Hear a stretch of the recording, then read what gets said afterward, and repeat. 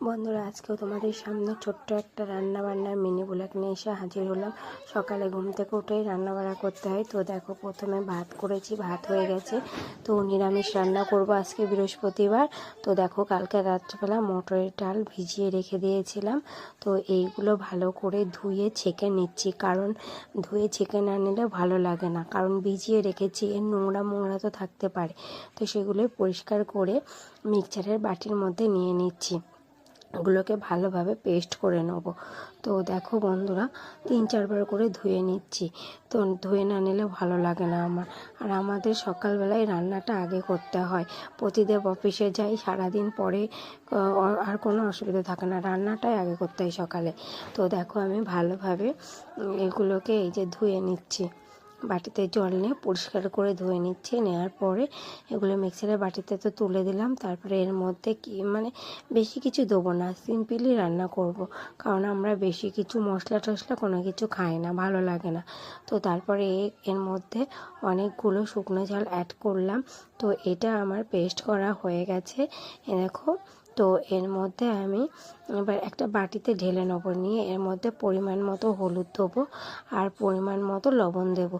তো আমরা পেঁয়াজ রসুনও খাই না, তারপরে আজকে আরও নিরামিষ। তো এই কারণে আমরা সিম্পলিভাবে এটাকে মেখে নিলাম। তোমরা পেঁয়াজ রসুন দিয়েও খেতে পারো বা করতে পারো। তো এর মধ্যে আরও মশলা অ্যাড করতে পারো তোমরা।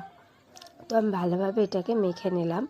তো মেখে নেওয়ার পরে এটাকে আমি ভাজবো, মানে ছোট ছোট করে বড়া করে ভাজবো। এটা ভাজা বড়া খেতে সত্যি খুব টেস্ট আর খুব ভালো লাগে, আমার তো খুব ভালো লাগে।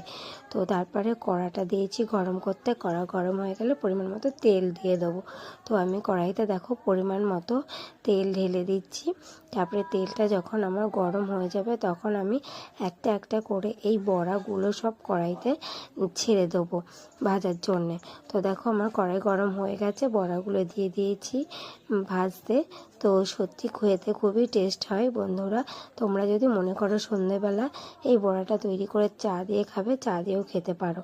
আমি নিরামিষ রান্না করব, তার জন্য আমি এখন ভাজা করে নিচ্ছি। তো এইটা আমার ছেলে ভাজাটাই বেশি ভালো খায় ঝোলের মধ্যে থেকে, এইটা আবার ভাজাটা ওর জন্য বেশি করে তুলে রেখে দিতে হবে। তো অনেকগুলি বড়া করেছি। তো প্রথমে দেখো, বড়াগুলো দিচ্ছি এখনও কড়াইয়ের মধ্যে। তো প্রথম ছাপ্পায় তুলে নেবো, নিয়ে এরম করে পরে সব বড়াগুলো করে নেবো। তো দেখো, ফাইনালি কিছুটা বড়া আমার করা হয়ে গেছে।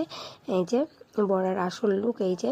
তারপরে এইভাবে সবকটা বড়া আমি করে নেবো, 4-5টা করে তোমাদেরকে দেখালাম। তো এই বড়াটা রান্না করব আলু আর পেঁপে দিয়ে।